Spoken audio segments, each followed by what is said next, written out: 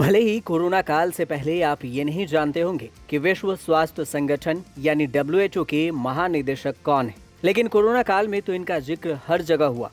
बहुत कम लोगों को पता है कि WHO महानिदेशक का कार्यकाल भी 5 साल के लिए होता है।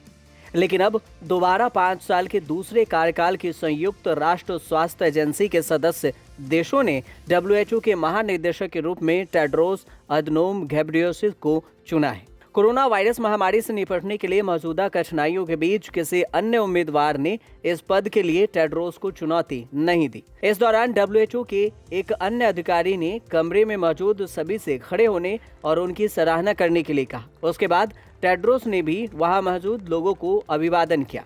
साथ ही स्पीच के बीच में वो भावुक भी हो गए। उनके आंखों में आंसू थे। अपने आंसुओं को रोकते हुए खुद को युद्ध का नौसिखिया बताया। उन्होंने कहा कि यह भाव विहल करने वाला है। कम उम्र में अपने छोटे भाई की मृत्यु देखने के बाद किस्मत ने मुझे यहाँ तक पहुँचाया। And then being from a poor family, the combination is bad. That's why when I visited Ukraine, when I saw especially the kids, I felt what I felt. You may not believe it.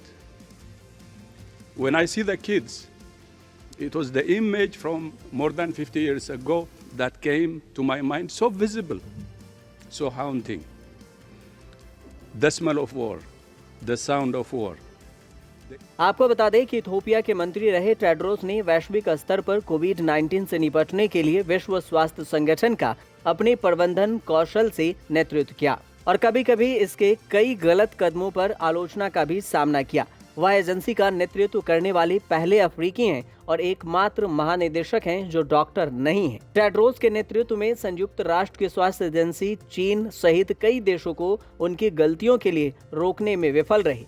इन देशों ने महीनों तक mask पहनने के खिलाफ सलाह दी थी और शुरू में कहा था कि कोरोना वायरस के तेजी से स्वरूप बदलने की कोई संभावना नहीं है। चीन में कोरोना वायरस की उत्पत्ति की जांच के लिए WHO द्वारा भेजे गए वैज्ञानिकों ने कहा था कि पिछले साल एक रिपोर्ट जारी करने के बाद महत्वपूर्ण जांच ठप हो गई थी।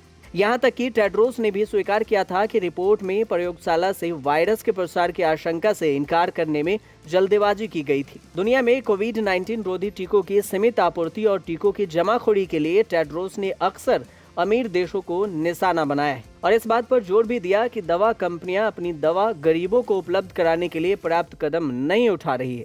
रूसी आक्रमण के बाद यूक्रेन पर लगभग सभी का ध्यान केंद्रित होने के बीच टेड्रोस ने यमन, सीरिया और अफगानिस्तान सहित अन्य जगहों पर संकटों के हल के लिए पर्याप्त कदम नहीं उठाने को लेकर वैश्विक समुदाय की खिंचाई भी की थी और कहा था कि ऐसा संभवतः इसलिए हुआ क्योंकि पीड़ित गोरे नहीं थे। फिर भी आलोचकों का कहना है कि टेड्रोस कुछ मूलभूत मुद्दों पर विफल रहे हैं।